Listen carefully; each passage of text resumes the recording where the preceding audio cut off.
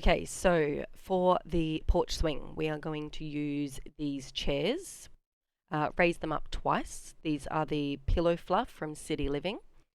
You will need to enable the move objects cheat before you start so that you can actually get them this close together, otherwise it's not going to work. But once you've done that, we are going to get the rain chain and hold Alt to move it into place.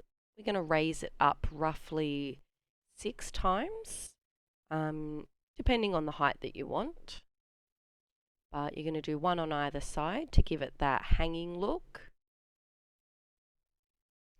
And next we need to put a roof over the top, but we need it to be floating. So you're going to place one piece of foundation on top of the other and drag the top one across like so. And as you can see, the chains are sticking through it. But all we need to do is delete the floor from the bottom. And then using this arrow, we can actually raise that up and down freely. So we're going to bring it up just enough to cover the top of the chains. And as you can see, that makes it look like it's attached. So when you're happy with the way that it is, up until this point, you can then grab any item, but I've chosen to use the unfulfilled sign from Cats and Dogs to create the backing of the chair. So I've just shrunk this object down, and of course holding Alt, I've raised it up and am moving them into place. So this bit can be a little bit fiddly, so you just have to play around a little bit. But once you're happy with where they are, we can move on to the armrest. And for the armrest, we're using this item, which is called 90 Degrees. It's from the Get Together pack. It's actually this size, but we've sized it down for the purpose of this chair.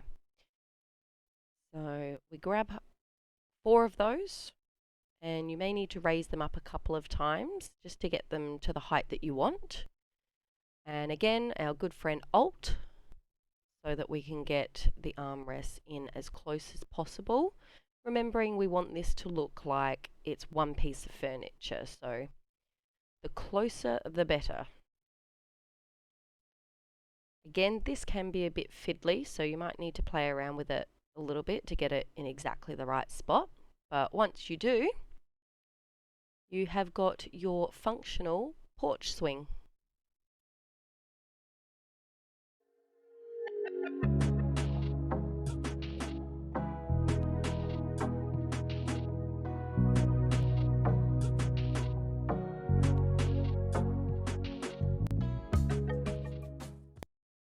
So for the Daybed Bungalow, you only need the Dream Decorator pack for this particular couch or sofa piece. The rest is from the base game or the debug menu. So those vents, debug menu. We are going to place 2 sofas side by side, and these vents are here basically just to hide the bottom of the sofas. If you use the normal vents, then the Sims won't be able to access them, so it is important to make sure that you get the debug ones. And all we're going to do is rotate them, shrink them down, and conceal the end of the bed, holding Alt while we move them to get them into the right place. From there, you can pick any type of column you like, just place 1 on each corner. And then we're going to use the half wall tool. Again, it's entirely up to you which size. I tend to go for this one or this one. But yeah, it's really up to you. The one across the back I tend to make higher so it lines up with the top of the sofa. You can pick whatever colour schemes you like. I've just gone with the basic white for this tutorial. When you're happy with that, you can then basically decorate it however you like. So one idea is to get these fences from Debug. Just hold Alt, raise it up and down, get it into a spot that you like, just to create some sort of backing.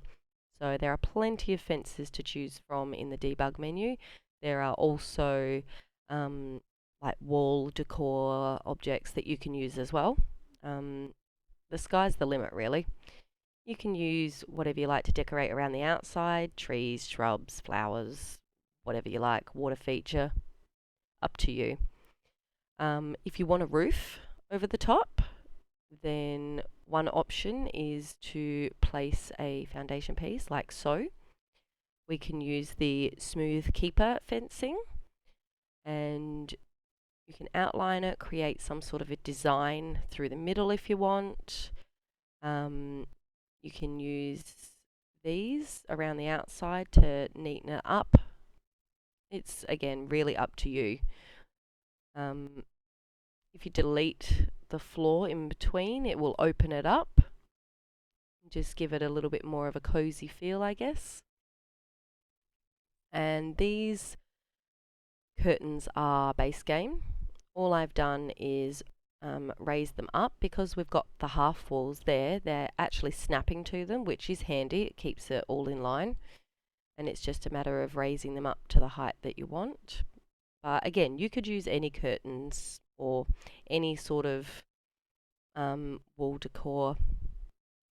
Once you've got the 2 sofas in place and made sure you've used the debug vents, it's functional. So the sky is the limit.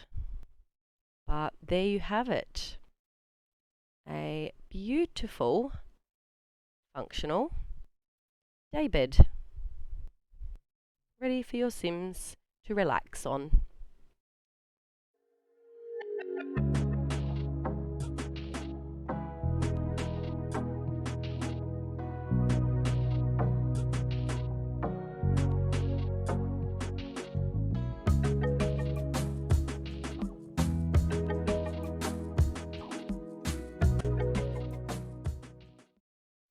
Okay, and a very quick, easy one to finish off with. As you can see, there is a well down the bottom here, and there is also one a little ways up, both in the debug menu. One says debug, one doesn't. So make sure you get the debug one, or this won't work.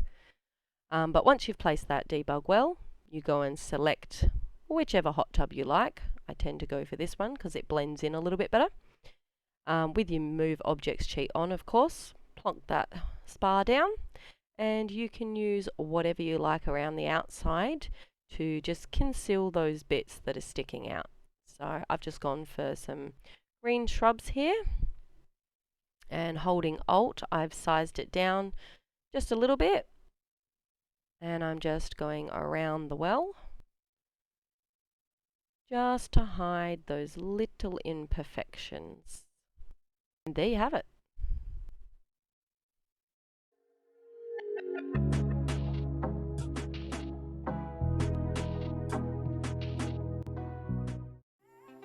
Thanks for watching my video, guys. If you enjoyed what you saw and you want to see more, make sure you subscribe, and also click on that notification bell so you don't miss out on new content.